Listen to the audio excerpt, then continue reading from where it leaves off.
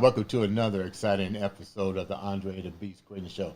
Today we have in studio rapper, entertainer Rhymacide. He's going to take us into the world of entertainment, rap, and how to stay successful in an industry that's always competitive. Welcome to the show, big guy. Hey, what's up with you, brother? Let's get right down to the point. We was talking prior to the show. First of all, how did the name surface and what does it mean? So my hip-hop stage name is Rhymacide. It means killing them lyrically. So when I came up, hip-hop was competitive. We battled against other neighborhoods. I served kids on the school bus. My brother was always like my beatboxer, and I was the MC. Right. And so, hence the name Rhymacide. I'm gonna kill another artist lyrically. I feel like I'm that good. How long have you been in the game?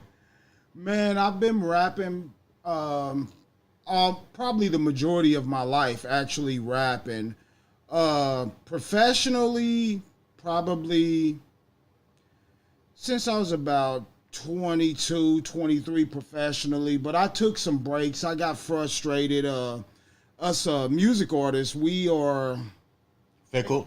Yeah, we are we emotional beings. Yeah. So things weren't going the way that I wanted them to, and life started happening. I started having children, so I was always a fan of music. I've always studied it. I just wasn't creating. Then about 5 years ago, I just woke up one morning, was like, this is who I am. This is what I do. Let me get back to me. And I just started writing again, man. When you said professionally, that means you start earning money. Yeah. We started earning money, man. We were on a local independent label called CMD Records. And we were doing shows. Most of the shows were self-produced shows, and we were performing around Indiana, a little bit in the Midwest. Who were some of when you say battling, you're from Indianapolis, Indiana, right? I'm from Indy. What side of town? I'm from the east side. East side, okay. Post Road. Nah. 21st and Arlington. Oh, man. The Deuce. I don't go in that neighborhood. That's a tough area. What was that like growing up around that area? To me, it didn't seem tough because it was what we knew.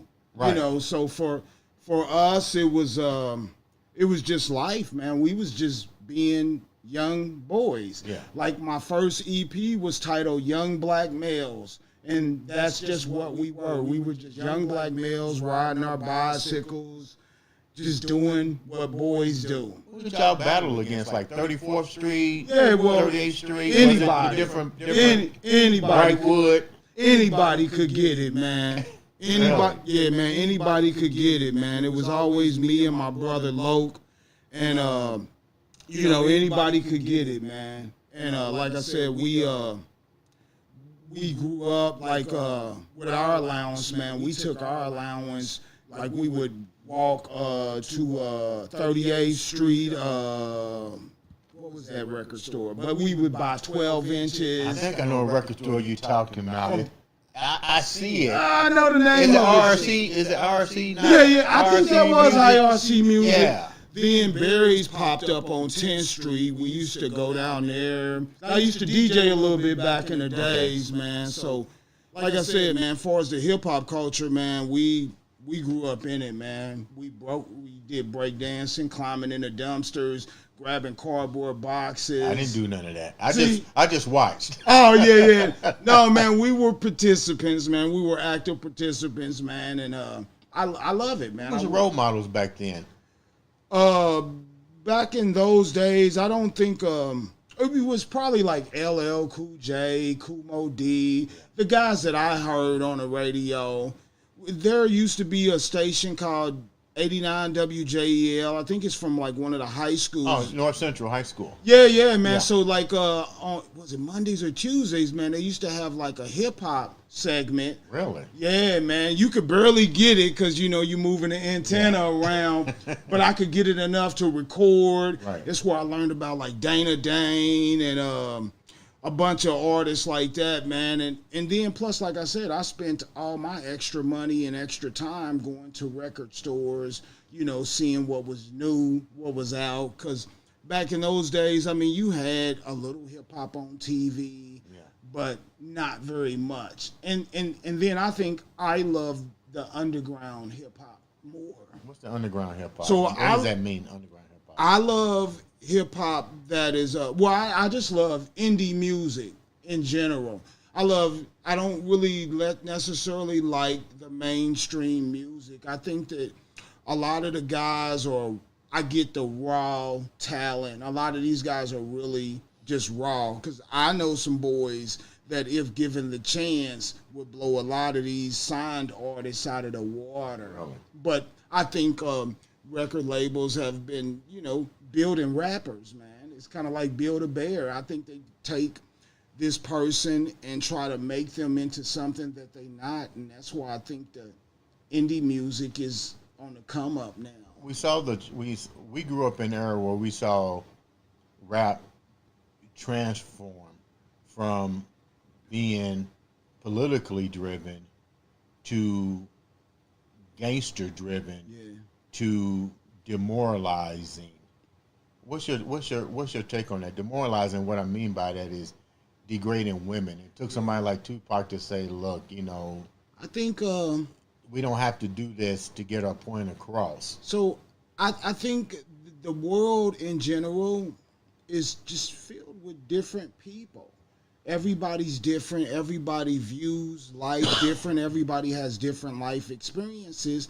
And I think that hip hop is a reflection of that. Like, not all guys are going to be like that.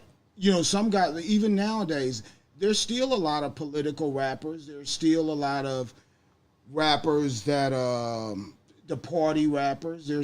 But I think nowadays we have access to it. Like, we can actually look up what we enjoy. Mm-hmm. But I think that all these things and these type of people, I think they've always existed. It just depends on who you are, is what I think. Speaking of that, how do you determine what type of rap? Let me not even use the word rap. Let's call it what it is.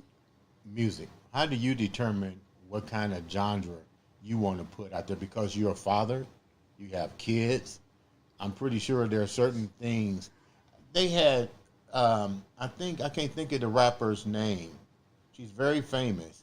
And they asked her, would you let your kids listen to your music? And she said, hell no.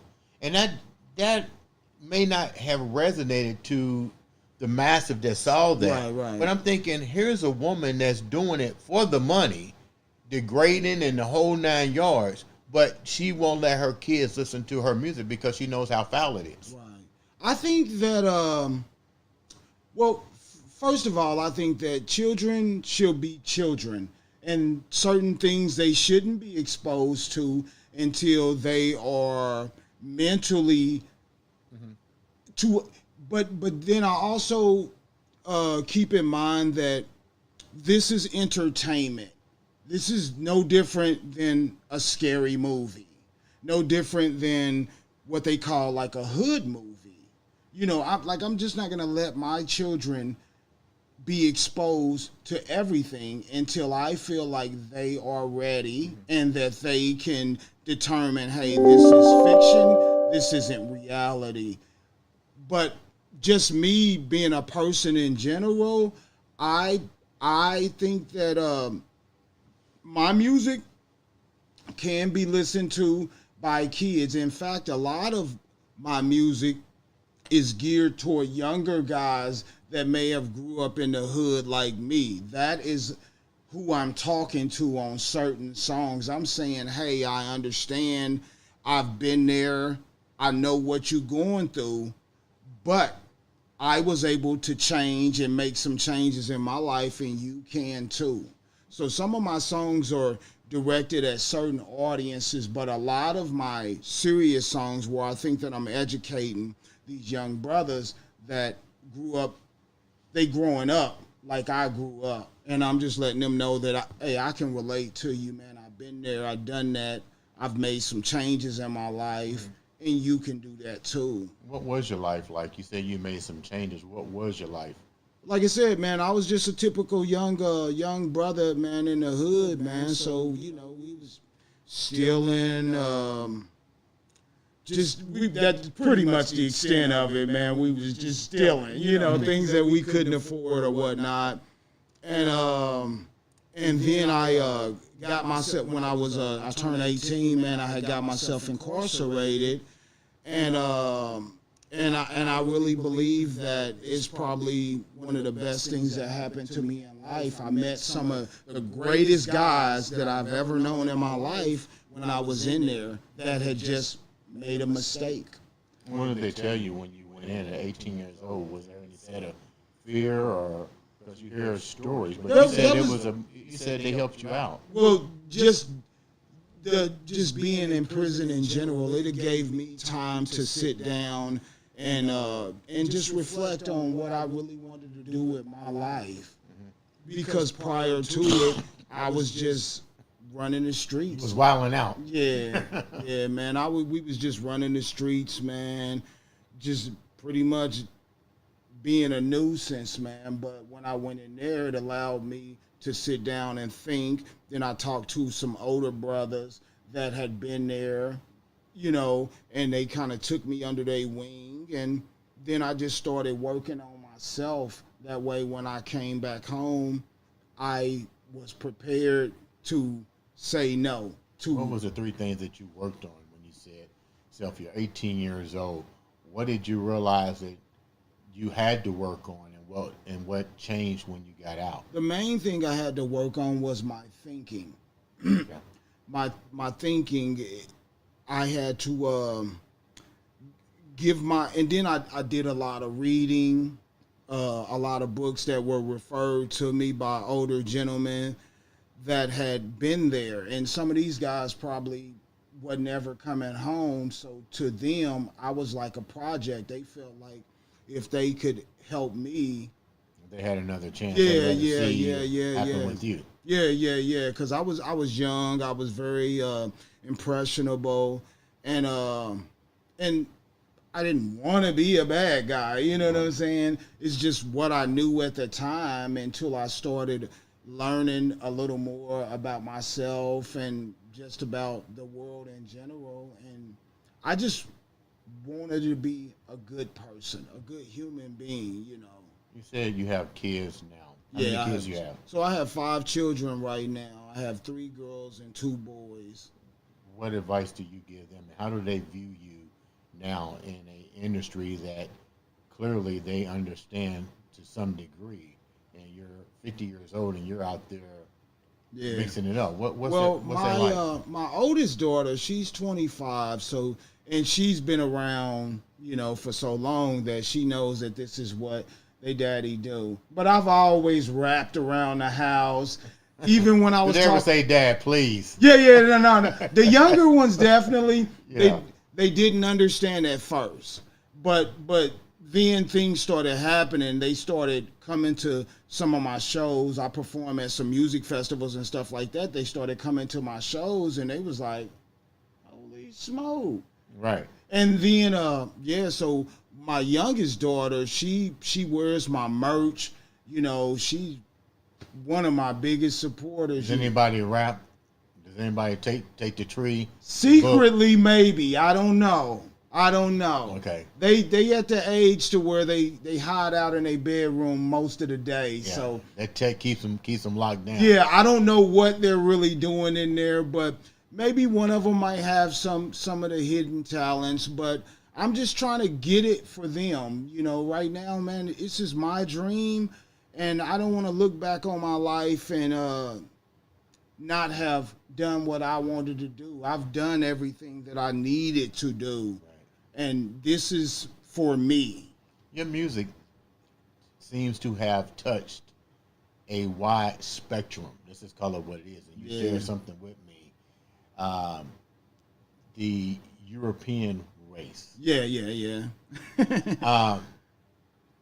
Explain that, because when I listen to your music, and thank you for allowing your music to be featured on the iambeast radio network. I appreciate it. Yeah, it's blowing up.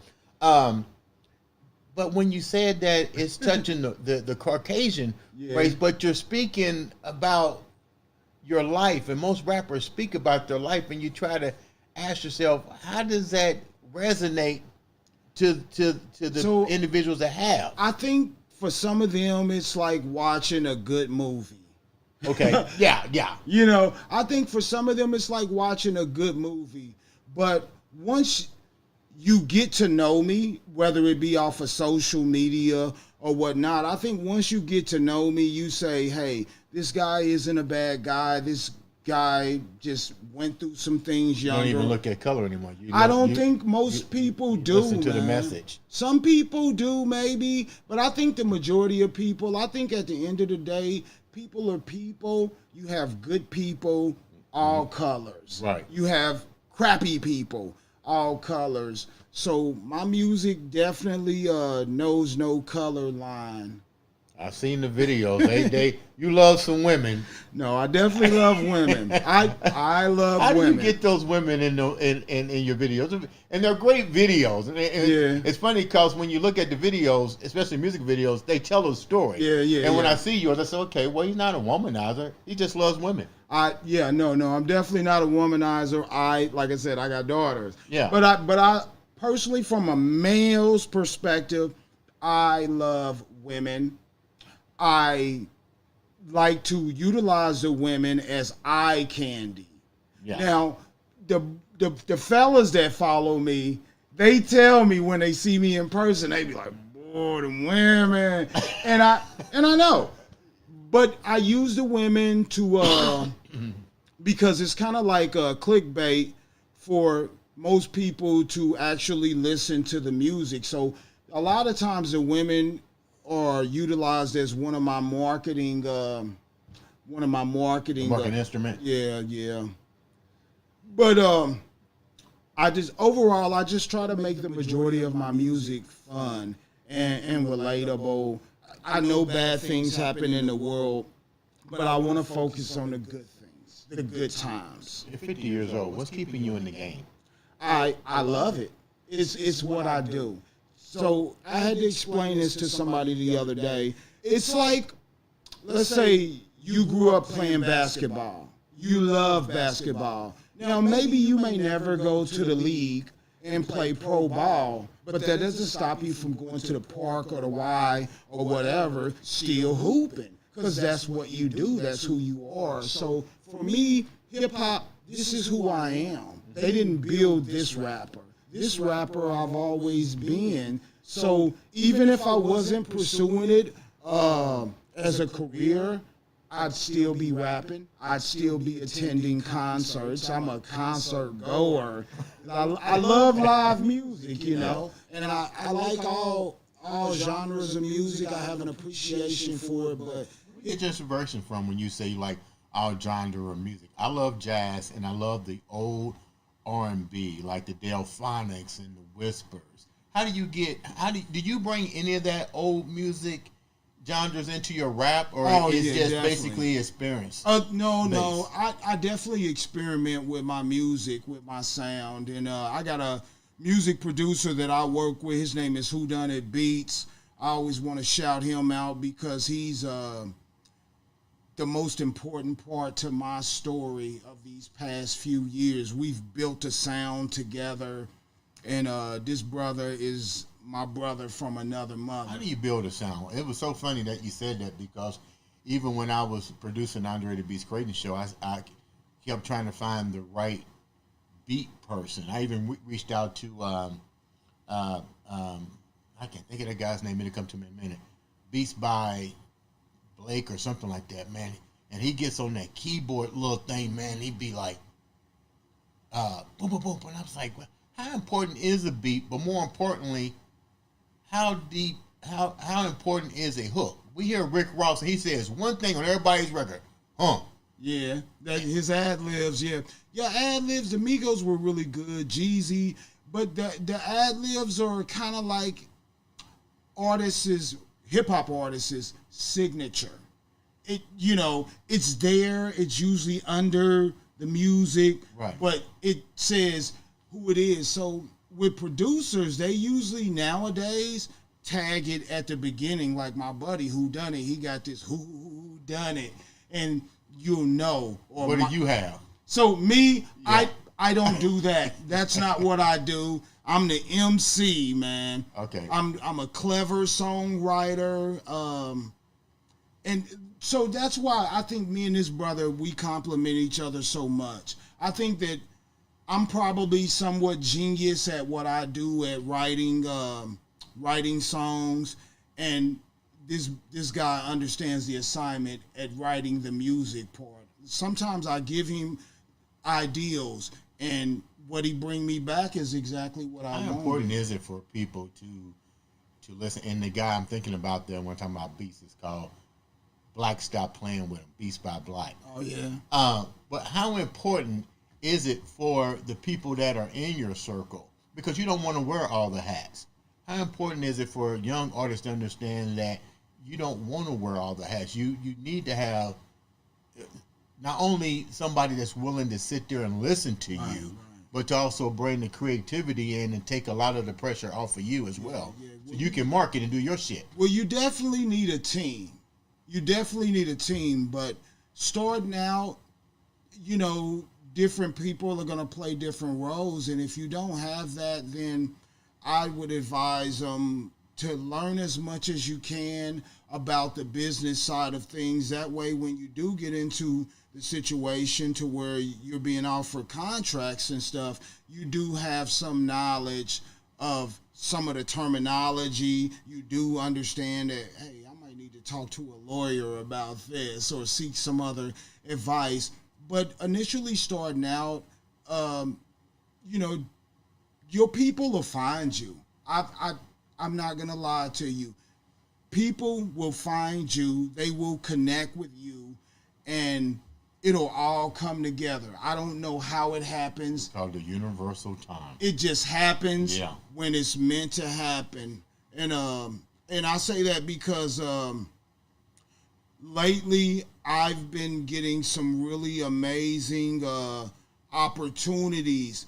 And a couple years ago, I felt like I wasn't getting the credit that I deserved. What do you mean by that? Just in general, From like the years, because you've been in it for so long, you felt there's definitely a lot of ageism in hip hop in particular, like no other genre of music. You look at Carlos Santana and some of these other brothers that play different types of music, and they can play forever. But hip hop, they assume that you should stop rapping at this certain age. But why? I mean, I'm one of the first generations of hip hop granddaddies, so it's never been done before. Right. Like hip hop just turned 50 years old, so like it's never been done before. But I've been proving people wrong all of my life, so I don't have a problem with it anymore. I love for people to come back to me and say, and what they say, age is just a number. That's all it is. Yeah, it's just a number. And I think with an older artist, what I would always tell managers or anybody that would be afraid from working with an older artist is that this person right here, you don't have to worry about them getting arrested. They usually want to make it. They are willing to take advice. So, who are some of the artists that you work with in the past? I haven't really worked with any national artists because I'm so Indiana. Who would you like to work with that's local then in Indiana? Oh man, anybody, man. I've worked with I got a little circle of music friends, man. I'm pretty big in the local music scene, so I'm a big supporter. I'm usually at open mics and showcases. I'm the loudest one cheering for everybody. A lot of times I go to these events and I don't even perform because it's not about me. it's about normalizing push and play on Indianapolis musicians, giving us the same platform. Yeah, that you would give somebody that's on the radio. What do you see? You know, age is experience. Let's call it what it is. Yeah, it is. When you're going to support these local artists, and we've been fortunate to have a lot of the local artists and out-of-state artists come, and they're really talented. Yeah. But you bring a lot of experience. What do you see happening with the artists now that they need to work on? Especially if they're going to be, we'll talk about this in a minute, especially if they're going to be an independent label. Well, first and foremost, I always advise everybody, man, take some business courses, understand just the ethics of business in general, because a lot of times these laws and they're transferable. So I just think you need to understand business in general. I think you need to understand that this is a business, and we invest a lot into our business, and a lot of times we are the last ones to see a return on our investment as artists. So I've just been fortunate enough to find out how to get to the money. How long did it take you, and how hard was that for you? Well, I've always been into sales. I was just selling the wrong things throughout life, you know what I mean? But so I've always been really good at business. And then once I realized that music sells everything except for itself. So I take my music, I sell merch. I've had a couple films produced, and I sold movie tickets out of Can Cinema. So there's money. You just have to be creative in how you find it. So when you talk about, you just mentioned it several times, it takes money. It does take money. How much of your money have you invested? How long did it take the investment to come? You know I had to go there. Too much. I've invested a lot of money. But when you love it, is it really? Yeah. When you love it, you don't really think about how much you invest. You could, because you see the bigger picture. Yeah, I really at the end of the rainbow. I can't tell you exactly where to spend money. I can tell you that creating whatever it is that you create, whether it's music, the music videos, but you have to spend money to get it in front of new audiences. You either need to spend money or you need to collaborate and use someone else's platform. And so it's a mutually beneficial thing. Like, I come on a show, they use my name, so now they have access to my audience, and then they have an audience that I didn't have access to prior to.